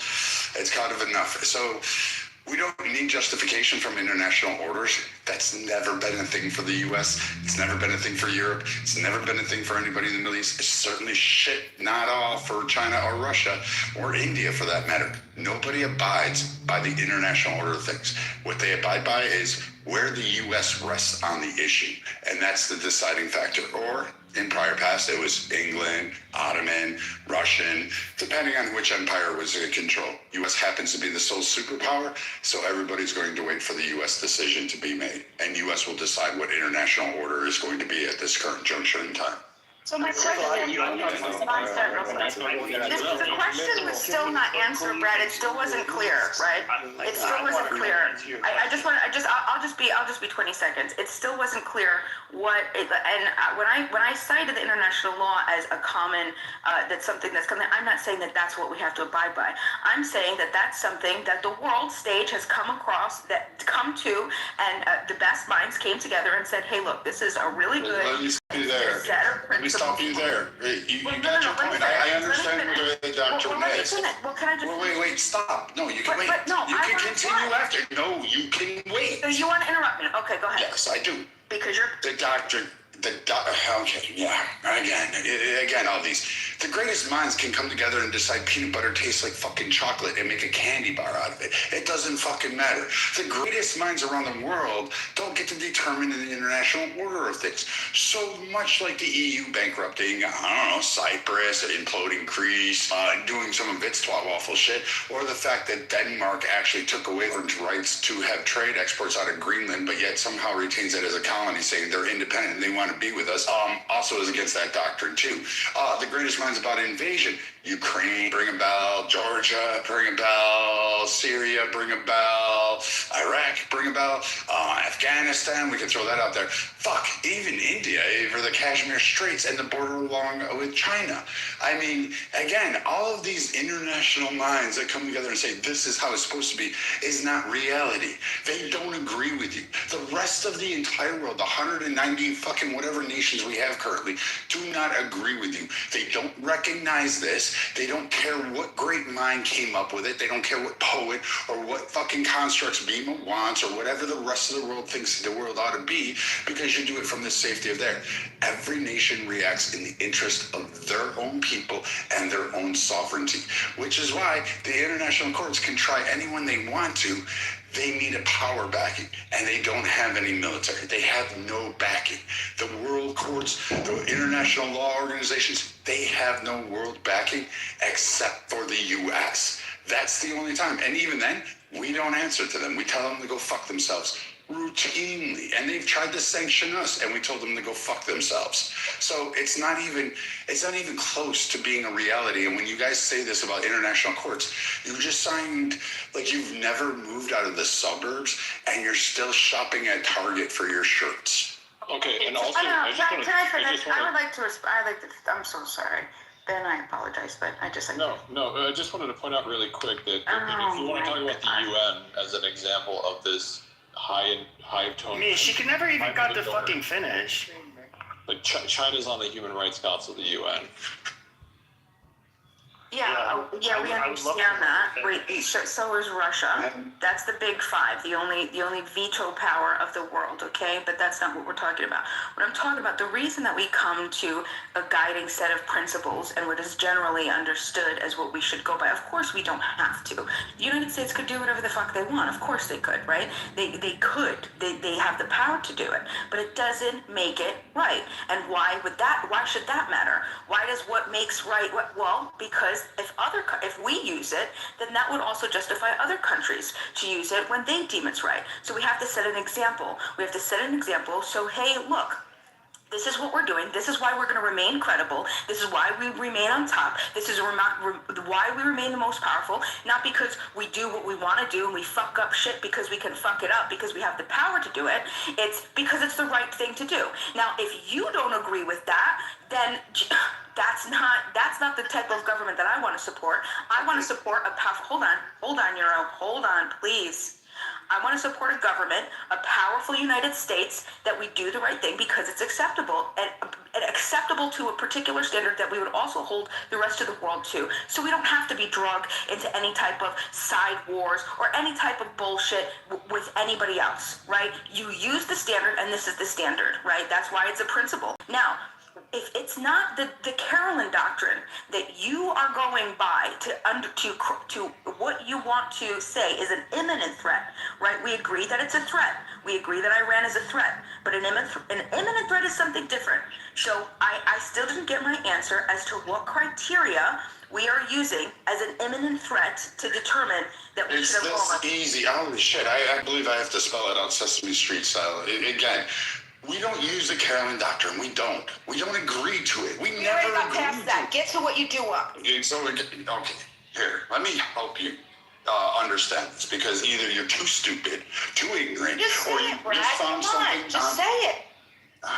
Lima, do you live in United States? No, she lives in the fucking she lives in Oregon. She's gonna go down there and make sandwiches for everybody.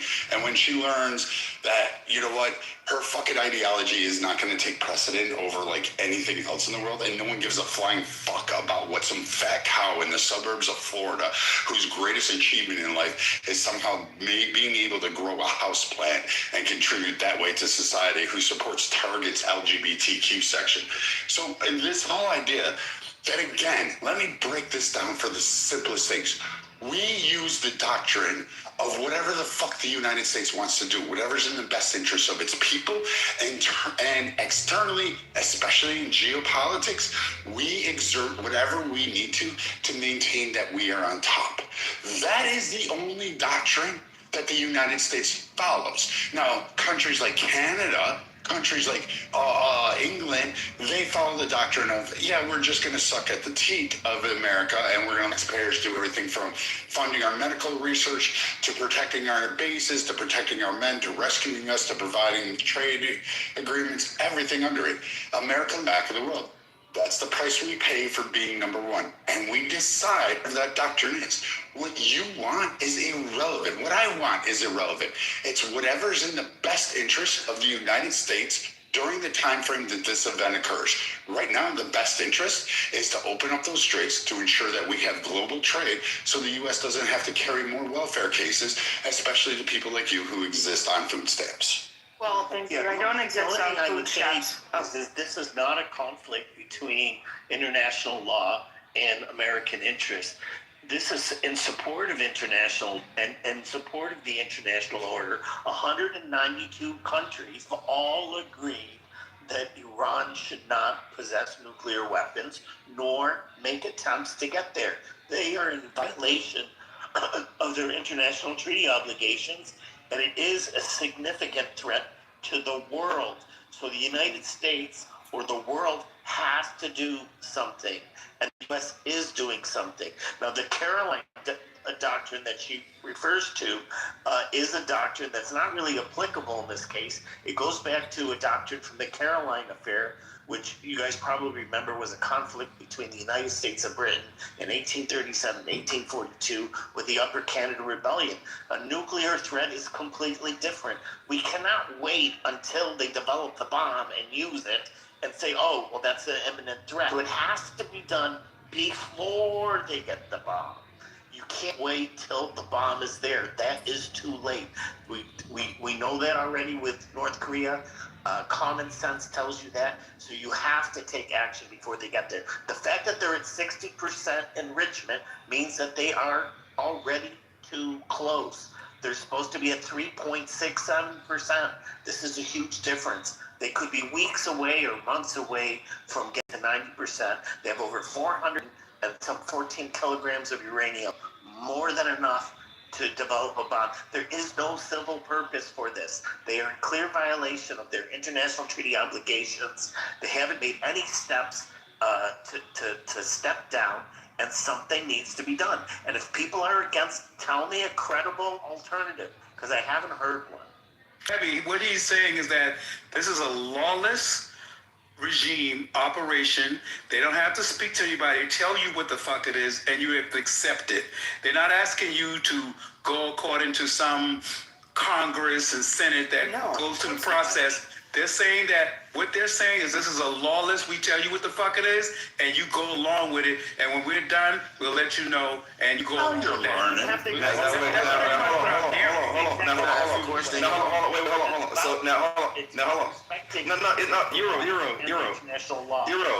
Euro, it's okay, it's fine. Let's say I got two questions. Let's start with the first one. I got one that let's suppose that's the case, and you don't like it. Clearly, are you willing to give up your citizenship for it and go somewhere else? What? Dude, have a real conversation. We're not talking okay, about... all right, hold on. No, never mind. Beamer. We're not that extreme. We're just talking about what it is. Hold on for a second. So, Beamer, the gentleman just mentioned that there's also 192 other organizations. Like, let's say if the Caroline Doctrine, countries. Let's say if that was the case and the Caroline Doctrine was in fact in full effect, but 192 other countries are like, fuck that doctrine. Are you willing to give up your citizenship and go somewhere else where they actually abide by the doctrine? But that's not what Biden is talking about. That's a good question. Yeah, I appreciate it. I appreciate it. Yeah, I think I would. I would want there to be a standard that was set. Because if my country, because if that country ever became as powerful as the United States, I'd want them to set an example for the rest of the world. So there aren't other countries that think they could do the same thing, and then there's bullshit that happens. We're supposed to be leading an example for the world. If we wanted to go into Iran, and we wanted to say, hey, look, they have the capability. They're not an imminent threat, because that just isn't, it just doesn't qualify. But we're going to go in, then say that. But they are an imminent threat. That's okay, so hold on for a second. So Beamer, if you got kidnapped in Iran, would you want us to say fuck that doctrine and come get you? Oh my God, this guy. Excuse me, may I speak? Hold on, I gotta see. I don't even understand what the question is. I know, he just said shit. I know I am. So just listen to it. I know. It's okay. And we are setting a right example for the world. Euro. Hold on, Euro. Developing a nuclear. Listen, my question is my question, because I want to see how consistent these brains are.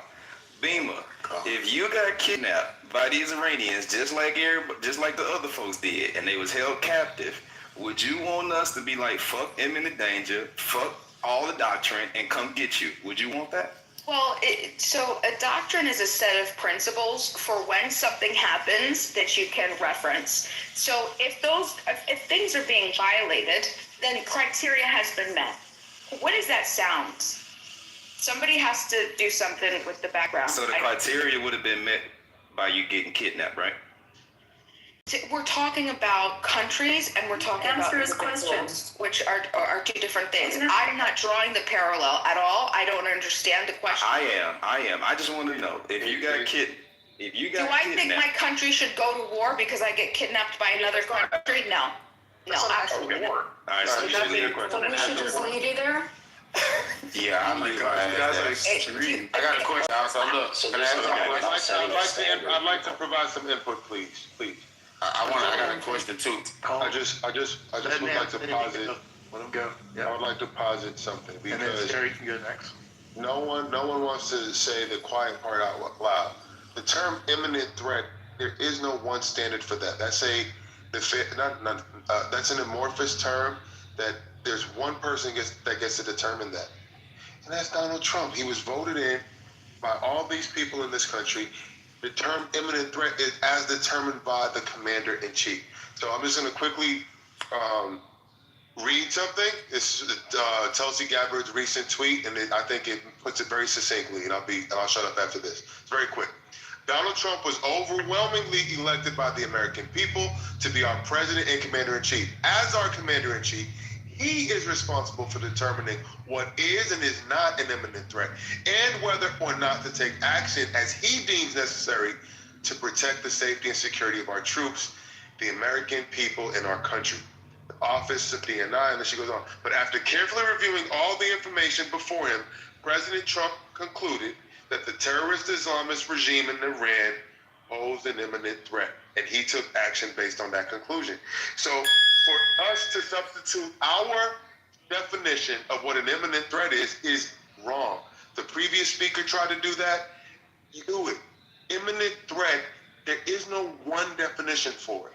Commander-in-Chief, which is a singular position, who was voted in by over 70 million people, and the popular vote, the Electoral College, and he gets to make that determination. And I understand you don't like that because you didn't vote for him. He gets to make that determination based on all of the facts and circumstances. So former general said it wasn't an imminent threat. So my question is, right? There's other people who actually said it wasn't. I mean, come on, Leroy, listen. We don't have the That's besides the point. information that he has. Unfortunately, too many people in the U.S. are in favor of this war because they're pro-Trump, and they're against the war because they're anti-Trump. This has nothing to do with whether you're pro-Trump or anti-Trump. You can't second guess him to that level because you don't have the intelligence information he has, number one.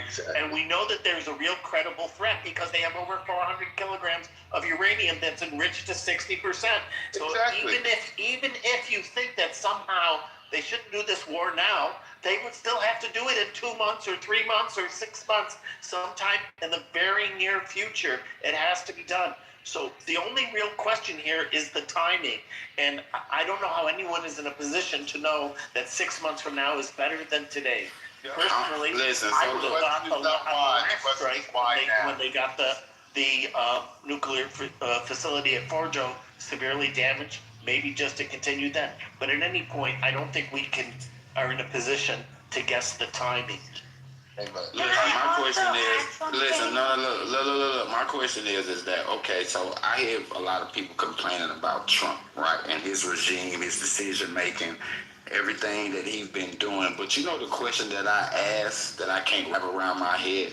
In the last 20 years, which one of these regimes has done better? And people are complaining about what we got now, but look at what we had before, and look at all of the shit that happened with those other regimes. Nothing. Behind like recessions, famines, goddamn banks closing, disease, all type of shit. Through all of these presidents. And now we get to Trump. Now we here for everything that done happened in the last 20 years. You're not moving the conversation along. It's stupid. I'm not. He's making a good point. And again, we're complaining about Trump, but then you asking, like I asked the question, well, what did the before us give us or do for us? And then y'all are saying, well, we don't like what he's doing now. Well, we don't like, well, what the fuck did we have before that was better? Yeah, but it's not about it's about him cucking himself in front of the whole fucking world. It's embarrassing. I think it's probably more like he's the bully in the car. Guys, It all comes down to Iran is a threat, and somebody has to do something about Iran. And unfortunately, the people that are against this are often against it because they're against Trump. Remove Trump from the equation and just look at Iran. This regime is a threat to the region. It's a threat to the world. Something has to be done. If it isn't done today, it would have to be done next month. I voted for Trump 3 times, though, so that's not true. Wait, Happy, but this brings up a good point. All these people jumping up on stage. No, you can stop. Go after Brad there. Jesus I can stop. I don't understand. Just go. Hold on, Brad. Go ahead. Sarah, you go next. You're like, holy shit! Like, there's a lot of weird people in here. Red, you got a hot mic, Red. You got a hot mic. There we go. So, again, Euro brings up a point, because if you look at Hillary Clinton when she was running for office, Look up what her Iran doctrine was. Again, it was harsher than what Trump was doing. Bolton wanted to go in. Clinton himself, the guy in between getting blowjobs underneath the Oval Office desk, he wanted to fucking bomb him. In fact, we bombed the Chinese embassy in response and retaliation for a fucking strike by Iran, and he wanted to send boots on the ground, but he was too incompetent because a lot of his senior Pentagon people were really incompetent because they cared about getting rid of knowledge rather than actually extolling that in military tactics. Then you had Bush come in. Iran was considered. They were part of the equation. The only issue was we didn't really want to extend ourselves. Didn't have the idea of foresight. And Bush did some shitty planning because he had some issues in there. But Dick Cheney had a plan for Iran. Iran was about to go to a Walmart parking lot. It was going to be glassed over. He had no problems doing that. Obama, fucking, is there a country anywhere in the Middle East that Obama didn't drone strike? I mean, seriously, like he was all over the place and he wanted to fucking deal with Iran.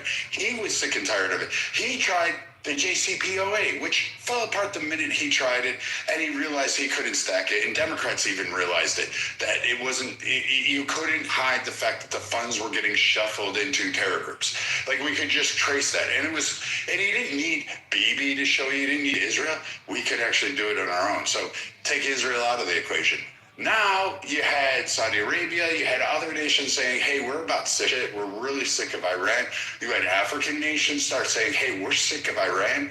There seems to be a universal global support, which is so weird to me. People on the left or people who live in utopia that they can't recognize. They can't fathom the fact that almost every nation in the world is on board with this. They are literally on board with it. Yeah, so somehow or another, they have the mere wisdom over everybody else on the fucking planet. Hey, you know what? I know what's more. I'm going to bring up the 1800s, Doc, bring up this piece. I'm going to bring up Edgar Allan Poe's A Raven Nevermore. I'm going to do all this shit to try to dissuade people from supporting this. And quite frankly, I'm good with it. In my lifetime, I've watched Navy diver get killed and dumped out of a TWA plane. I've watched Americans get held hostage. I watched Americans get threatened. TWA was getting hijacked all the fucking time, and Iran was supporting that shit. 241 bodies taken out of Beirut by Marines. They were just sleeping, and they were there on a peacekeeping mission at the request of the nation. So now you have this blood. Now you have blood throughout the Straits. You have embassies. You have Iran doing all sorts of fuck shit and laughing about it. And you know what? They fucked around and find out. Now the IRGC, the Ayatollah, he gets to go find his 79 goat virgins or whatever it is that he's going to be fucking. Maybe they're little boys. I don't fucking know. But he's going to go find it, and every one of his sons, every time they pop a head up, they get a warhead on their forehead, and they're going to see Allah or whatever fucking God they believe in at the moment. So at the end of the day, yes, this is great. I'm really happy. I'm hoping that it's another 50 years before Iran builds up a military that we have to go in and do it again.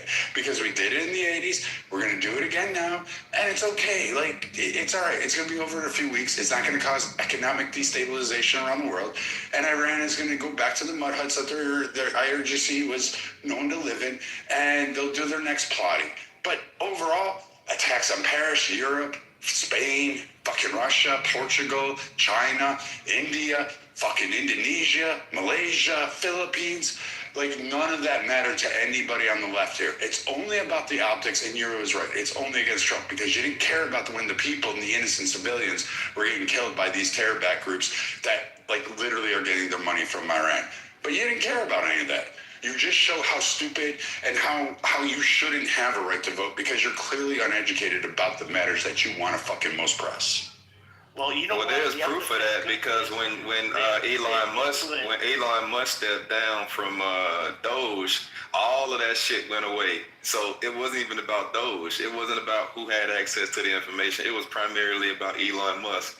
And now that Elon Musk is out of the way, now Trump got to take that fade. Anything he do, right, wrong, or indifferent, they just gonna shoot that shit down. And we have to thank goodness that in World War II, England and the United States didn't say, oh, what, we can't enter this war because it's going to be too costly, because it's going to affect the world economy, because they knew that the stakes were too high, that you had to risk everything, including the economic order of the world because the threat was too serious. And this is what we're talking about with Iran with a nuclear weapon. This is the difference between a nuclear weapon and a non-nuclear weapon. In a non-nuclear weapon, you could make the argument you can't strike until you're struck first, or until it's very imminent that they're about to strike. You can't wait with a nuclear weapon and say, well, we won't strike Iran until they actually have the weapon and threaten to use it. That's too late. You have to do it now. I don't know why people don't understand the difference with a nuclear weapon. Non-nuclear weapons, you can make the argument you have to wait for a strike. You can't say that with a nuclear weapon. And with a regime like Iran, where we know how dangerous it is and how much terror they support in the region and elsewhere, to say that, well, maybe it's okay that we let them work towards a nuclear weapon. That's insanity. So I just want to say, I'm still left with no answer. I just want to remind the room. I've asked, what is the criteria that we're using imminent threat, okay? The brother answered that question. He did answer the question. The brother I answered didn't the like question. it. I'll respond to that. I'll respond to that if everybody. Well, hold on, Bima. Brad gave you an answer. Do you not accept his answer? Hold on. Well, obviously not if I'm responding. Would it be okay if I respond? Why don't you all wait your turn? Okay, thank you. I don't cut you guys off. Thanks. I was supposed to speak after Brad. Okay, go ahead then. Okay, yes, there's something you're not keeping in mind, Bima and everybody else. I don't know, neither you guys know if this makes it a threat. It sounds like it does, but we don't know how much it does make of it a threat, which change things around. That's not my job to know. We have departments who do this. You guys keep forgetting that in January, people of Iran, they went to protest. The government was losing control, which is why they were forced to go out and shoot people. Now, why am I saying that? After anybody who knows about wars, about countries, history, like anybody who knows about this, when it, like IRGC, garbage. They've killed so many people in Iran. They have never done something close to that. I never thought they would do anything like that. I never saw them capable of doing something like that. Guys, this is not conspiracy. It was so bad. What happens when a government does something like that, after a few months, people's fear goes away. And people want revenge. That was the last day of IRGC having full control over Iran. Now, why am I saying this? You have to understand, Bima, I understand you saying, well, maybe Trump could have tried to make a deal, like maybe he could have tried harder. That is true. But you keep in mind, when that happened, there was going to be stability inside Iran. The government lost control. Next time people going out in the street, they could have overthrown the government. Maybe people would have not overthrown the government, and part of the Basij or part of the terrorists would. What if the proxies from Pakistan would come in and take control? What if the proxies from Hezbollah would come in and take control? You guys are not keeping any of this in mind. Like, there is all that uranium that could have just gone missing any day, any week, and maybe it would have not happened. Maybe it wouldn't happen. But on January 8th, everything was normal in Iran. January 9th, some reports say 30 million people were in the streets. I don't even believe that. 30 million, that means a third of the population. What the fuck? How's that even possible? But we know there were enough people in the streets that the only way for the government to take control was to shoot people in the face, go to hospitals, shoot people. They're not like crazy. Like, why would they do that? Because they needed to scare people, push them back in their homes, because it was a call for people to protest for 2 days in a row. Now, why am I saying that? They were losing control, meaning that was going to keep happening. So Iran was never going to be stable again. If Trump had made a deal with them, halfway through, maybe we would have like a civil war inside Iran. They're not going to come on TV and say, hey guys, like this is what we think, but now this is going to be how much threat we find it. But we have departments for this. Like, there's multiple factors to look at this. And it has nothing to do with freeing people of Iran.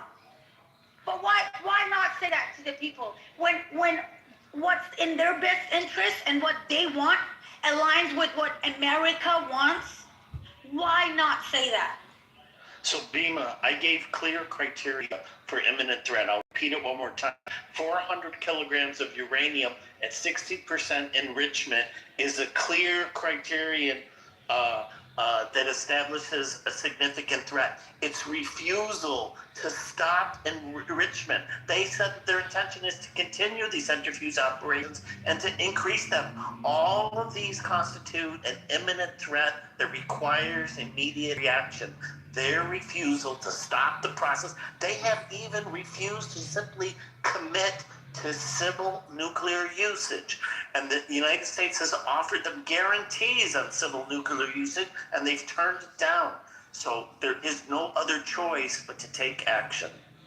Euro, my Iranian friends, before the attack for about a week and a half, were saying that Iran is thinking about attacking first. I mentioned this in the room yesterday, that their argument was that because of the 12-day war, they were caught off guard, and that this time they were going to do the attacking. There's one other, there's one other thing that you might want to add. They also had been on the path developing the delivery method. So people are also forgetting that and factor that in. That's right. And Simon, I didn't mean to interrupt you, but that was... This program is centrifuge. All of this is illegal. They were developing the capacity to deliver the nuclear weapon. Yeah, no doubt. But I just wanted to say that if my random people from Iran are saying and they were increasing them, they have 400 kilograms. This is an enormous amount of super enriched uranium. This in and of itself is a threat. What they need to do is immediately allow for inspections and control of this uranium. And we're very far from that. Yeah, but you guys are taking somebody's word for this whole thing. You think nobody really knows anything. You're just taking the word of people telling you this. I'm glad you said. Not necessarily intelligent.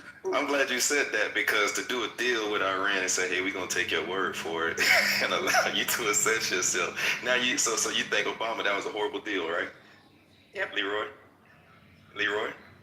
Say. Don't take nobody's word. No, what'd you say? What'd you say? So the deal that Obama did that essentially put us in this position, that was a horrible deal, right? Because you don't want to take nobody's word for it, right? Well, the point is, we always take their word. Hold on. I'm answering you. Just start with a yes or no. You can explain. Just start with a yes or no. Say it again. What's your question again? Oh, come on, brother. All right, say it again. Was the JCPOA a good or a bad deal? Given the premise that you said you shouldn't take nobody's word for it. No, what I'm saying to you is that we have So it was a bad deal, right? No. We have no choice but to take their word because we don't know. Right. That's the point I'm making. You're speaking about it from a perspective of you disagree with that. So I'm speaking about it because since we are the tax-paying people, we don't know shit. All we know, see, so the bottom line is that if you like Trump, you take his word for it. Maybe if you don't like Trump, you might not take his word, but then another person. You wouldn't take his word, right? But then, no, I'll take his word if it's factual. So if the factual, hold on. He's got to prove that the facts. He can't just give me the word. If